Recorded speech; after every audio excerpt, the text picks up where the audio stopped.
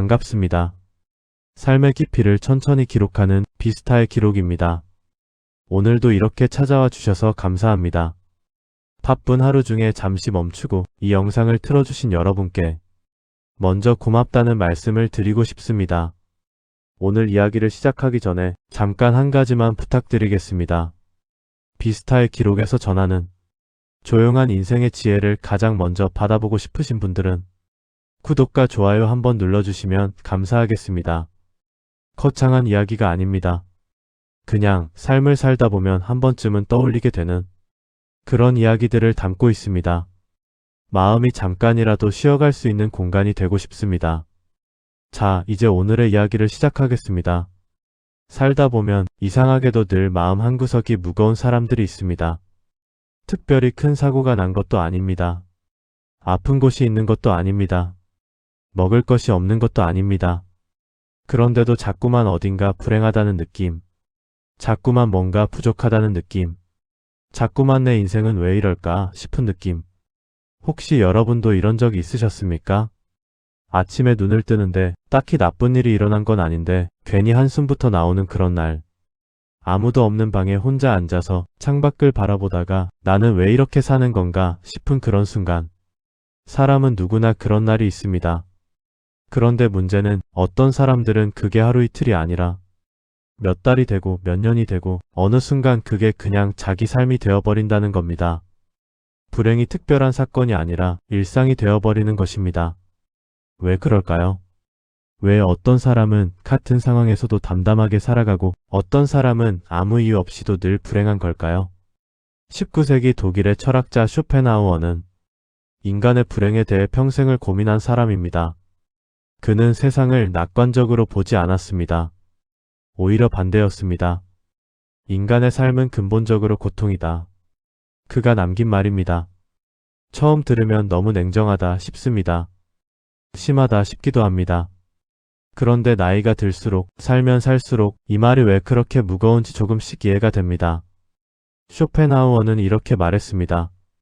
사람들은 자신이 원하는 것을 손에 넣으면 행복해질 것이라고 믿는다. 하지만 막상 그것을 얻고 나면 그 행복은 오래가지 않는다. 그리고 다시 새로운 것을 원하기 시작한다. 욕망의 순환. 쇼펜하우어는 그것을 인간 불행의 근원이라고 봤습니다. 그런데 오늘 제가 이 이야기를 꺼낸 건 쇼펜하우어의 철학을 설명하려는 게 아닙니다. 그의 사상을 바탕으로 실제로 우리 주변에서 우리 삶 속에서 불행해지는 사람들에게는 공통적으로 보이는 패턴이 있다는 이야기를 하고 싶습니다. 세 가지입니다. 딱 세 가지입니다. 오늘 이 세 가지 이야기를 천천히 끝까지 함께 들어주시면 좋겠습니다.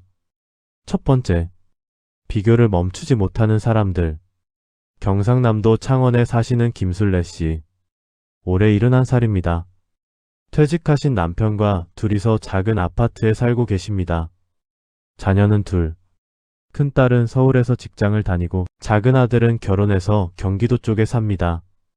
한 달에 한두 번 연락이 오면 잘 오는 거라고 하십니다. 겉으로 보면 평범한 노년의 삶입니다. 부족한 것도 없습니다. 아픈데도 딱히 없습니다. 그런데 김술래 씨는 늘 마음이 무겁습니다. 이유가 뭔지 아세요?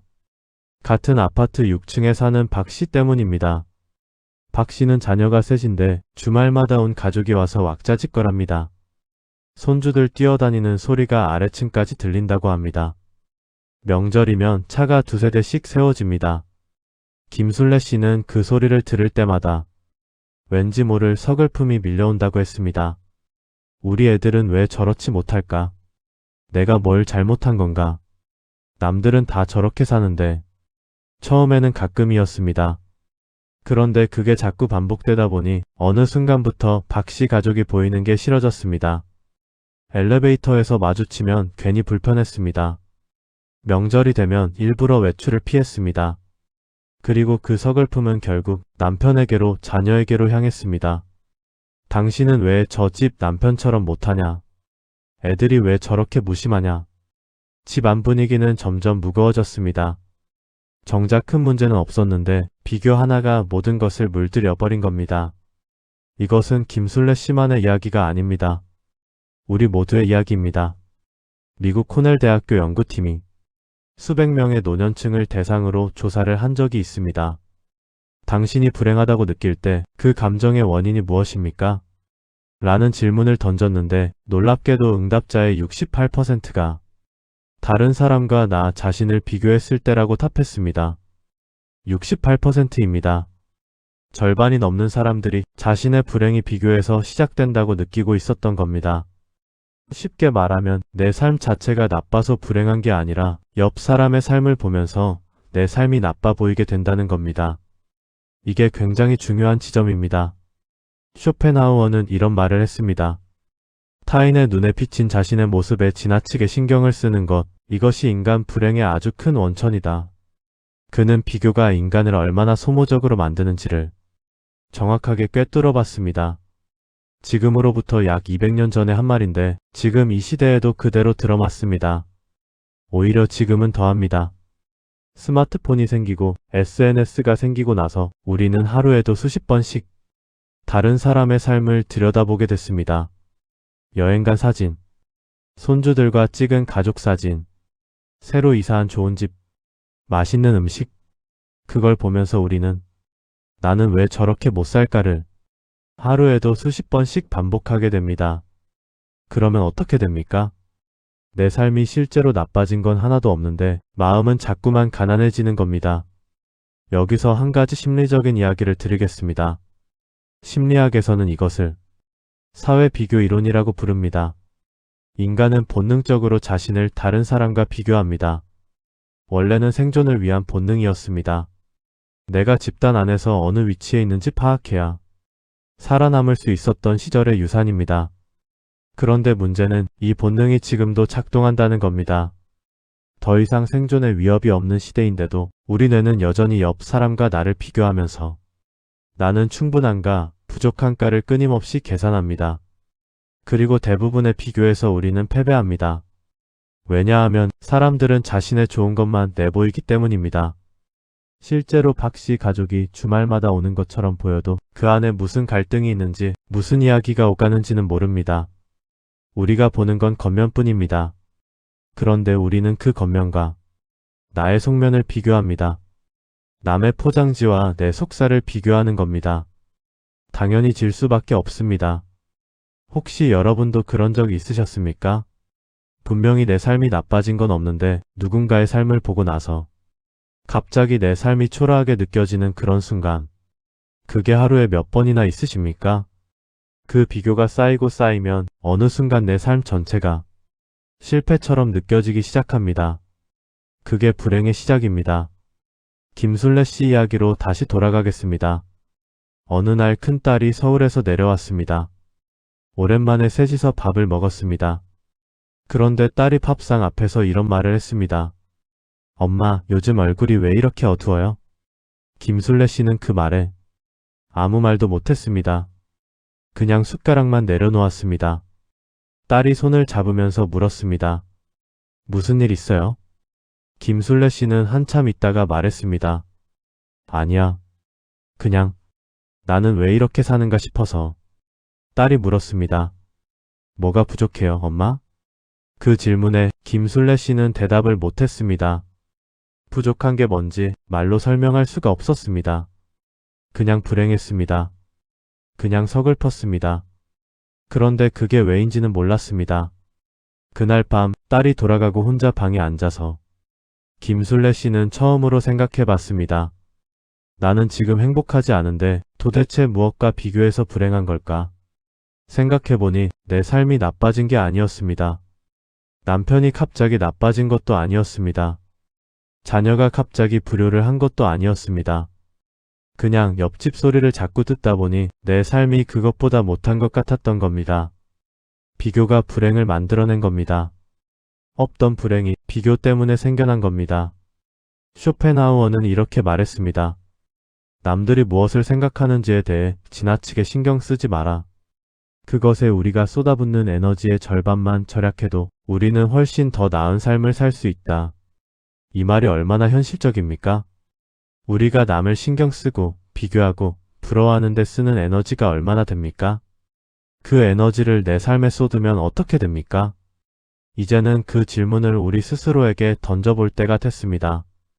비교는 때로 동기가 되기도 합니다. 젊을 때는 그랬습니다. 옆 사람이 잘 되는 걸 보면서 나도 더 열심히 해야겠다는 자극이 됐습니다. 그런데 나이가 들수록 비교는 동기가 아니라 독이 됩니다. 더 이상 경쟁할 체력도 없고 방향을 바꿀 시간도 많지 않은데 비교만 하고 있으면 남는 건 뭡니까? 허탈한 뿐입니다. 씁쓸한 뿐입니다. 나이가 들수록 비교를 줄이는 것이 행복의 조건이 됩니다. 내 삶은 내 삶입니다. 남의 삶과 다른 게 당연합니다. 그게 문제가 아닙니다. 그게 자연스러운 겁니다. 두 번째, 불행한 기억만 반복해서 꺼내는 사람들. 전라북도 전주에 사시는 최동수 씨. 올해 66입니다. 30년 넘게 작은 인쇄소를 운영하셨는데 몇 년 전에 문을 닫으셨습니다. 경기가 안 좋아서이기도 했고 몸이 따라주지 않아서이기도 했습니다. 지금은 작은 텃밭을 가꾸면서 지내고 계십니다. 최동수 씨에게는 오래된 친구가 한 명 있습니다. 30년치기입니다. 그런데 그 친구는 몇 년 전에 배신을 했습니다. 최동수 씨가 가게 정리할 때 그 친구가 돈 문제로 큰 상처를 줬습니다. 자세한 이야기는 생략하겠습니다. 중요한 건 그때 그 일이 있었고 최동수 씨는 그 후로 3년이 지났는데도 그 이야기를 멈추지 못한다는 겁니다. 아내한테도 수십 번 이야기했습니다. 자녀한테도 했습니다. 새로 사귄 동네 지인한테도 했습니다. 텃밭을 가꾸다가도 그 생각이 납니다. 밥을 먹다가도 그 생각이 납니다. 잠을 자다가 그 생각에 깨는 날도 있습니다. 그 친구가 더 잘 살고 있다는 소문을 들으면 속이 뒤집힙니다. 최동수 씨의 삶은 지금 어떻습니까? 텃밭은 잘 됩니다. 건강도 나쁘지 않습니다. 가족들도 곁에 있습니다. 그런데 최동수 씨는 행복하지 않습니다. 3년 전 그 일이 지금도 매일 그의 삶을 지배하고 있기 때문입니다. 이런 분들 주변에 있으십니까? 아니면 혹시 여러분 자신이 이렇지는 않으십니까? 지나간 일인데 잊어야 한다는 걸 알면서도 자꾸만 그 기억으로 돌아가는 것. 그 사람 얼굴이 자꾸 생각나는 것. 그때 그 말이 자꾸 귀에 맴도는 것. 이건 의지가 약해서가 아닙니다. 나쁜 사람이어서가 아닙니다. 사람의 뇌가 그렇게 만들어졌기 때문입니다. 심리학에서는 이것을 부정편향이라고 부릅니다. 인간의 뇌는 좋은 기억보다 나쁜 기억을 더 강하게, 더 오래 저장하도록 설계되어 있습니다. 하버드 대학교 심리학 연구팀의 연구에 따르면 부정적인 경험은 긍정적인 경험보다 뇌에 약 3배 더 강하게 각인된다고 합니다. 3배입니다.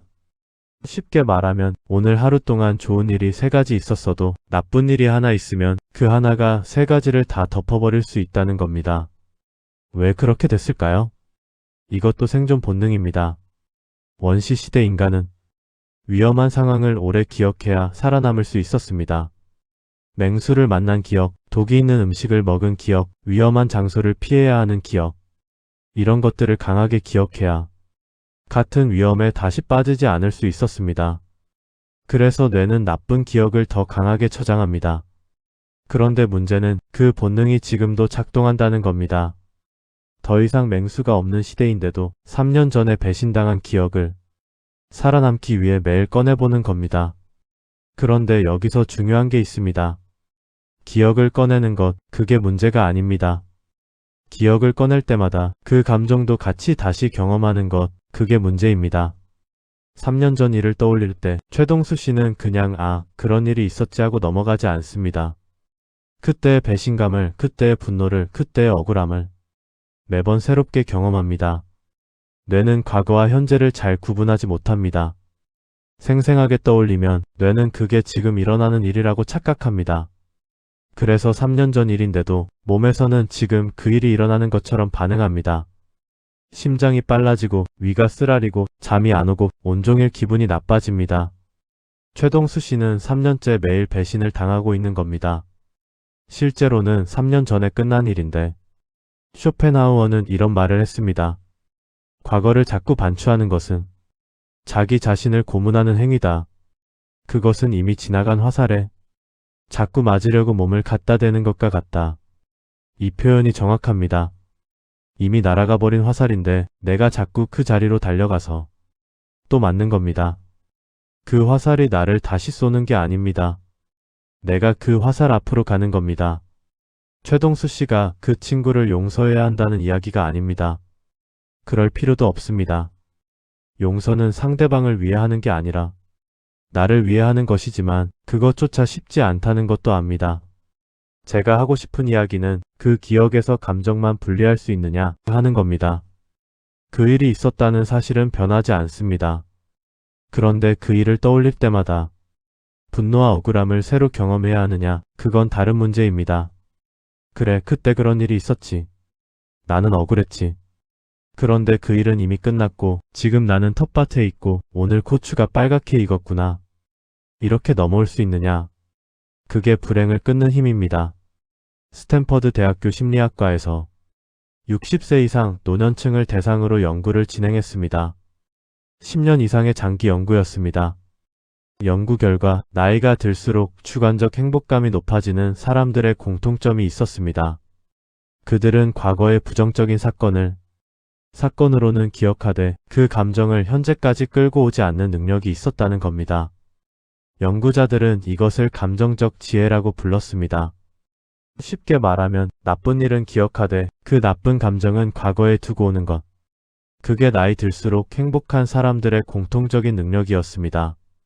타고나는 게 아닙니다. 훈련되는 겁니다.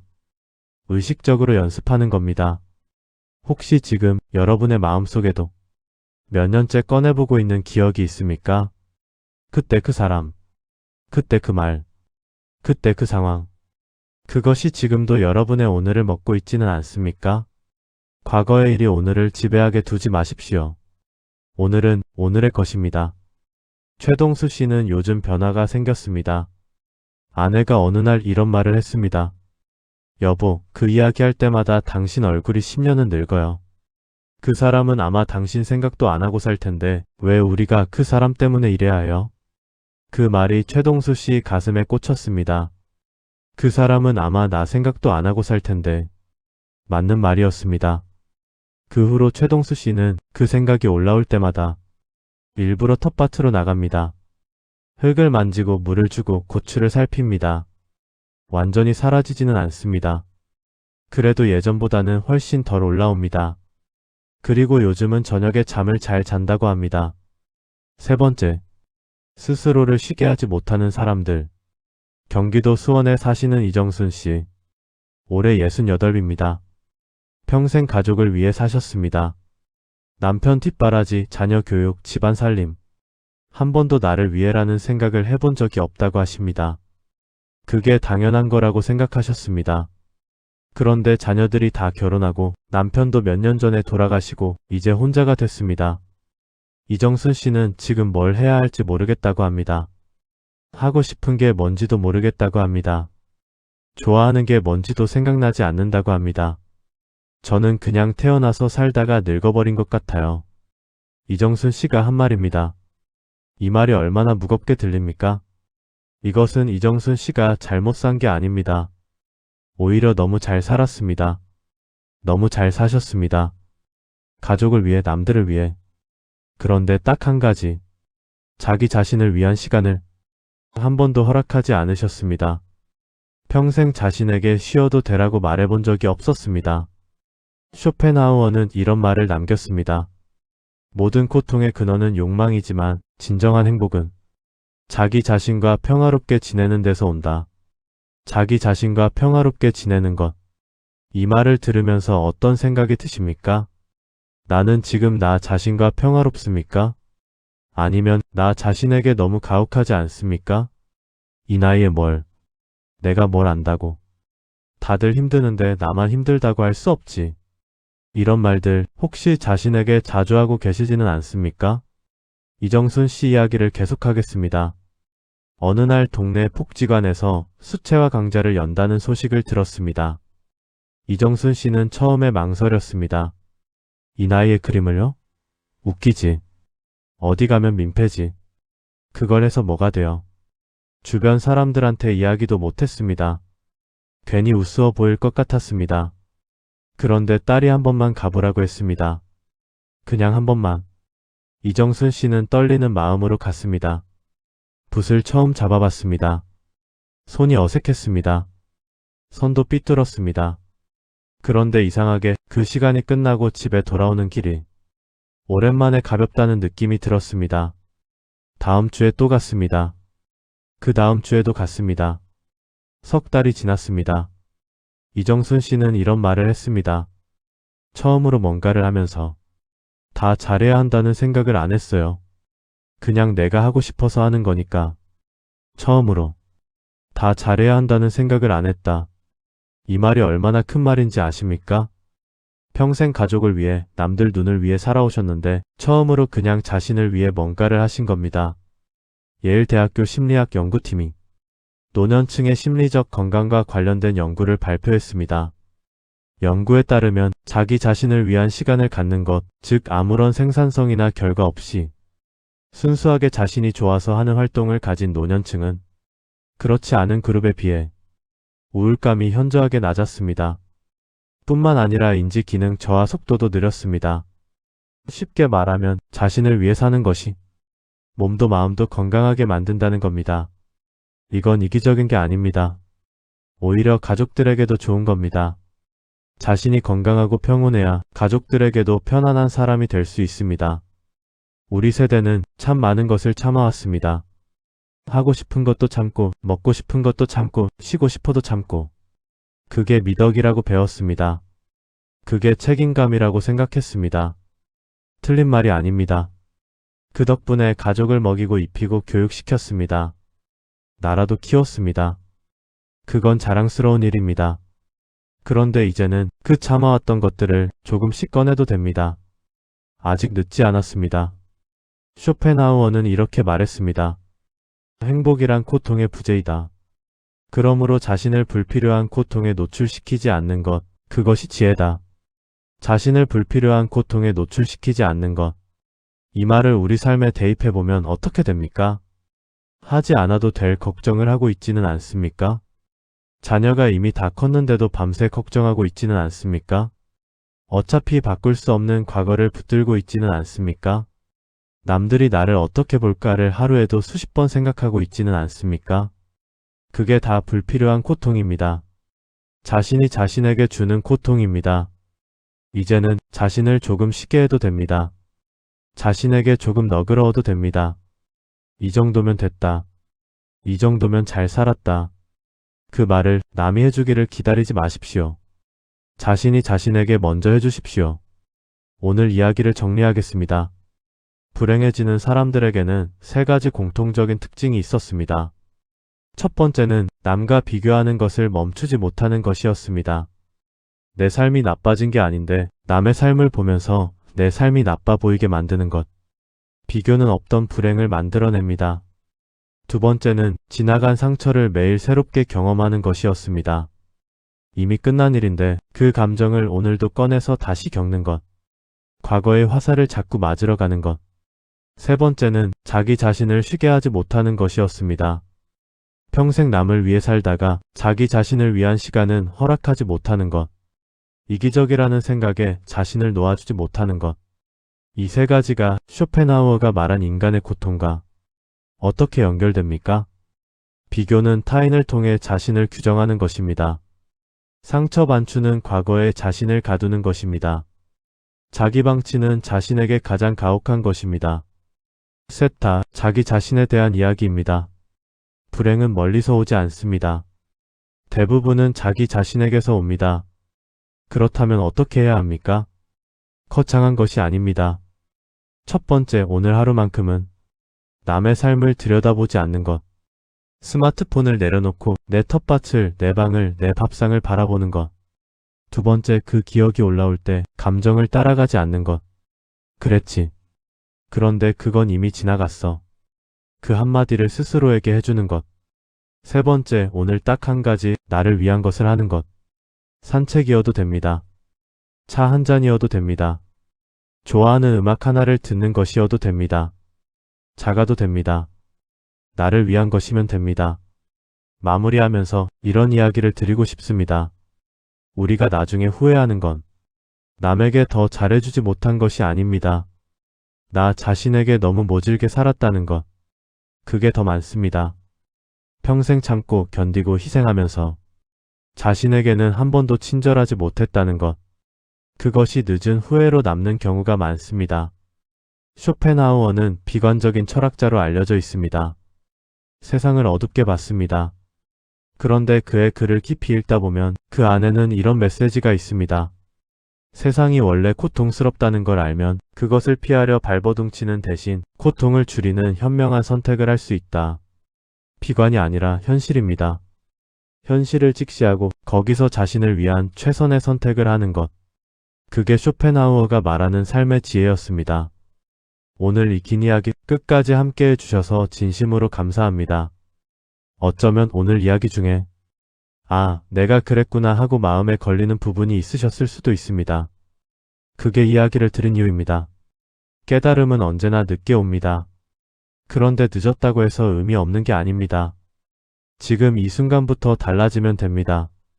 오늘 저녁 자기 자신에게 조금 너그러운 하루가 되시길 바랍니다. 여러분의 남은 시간이 따뜻하고 평온하시길 진심으로 바랍니다. 비스타의 기록이 전하는 이야기가 마음에 닿으셨다면 구독과 좋아요로 함께 해주시면 큰 힘이 됩니다. 앞으로도 이렇게 삶을 조용히 들여다보는 이야기로 계속 찾아뵙겠습니다. 감사합니다.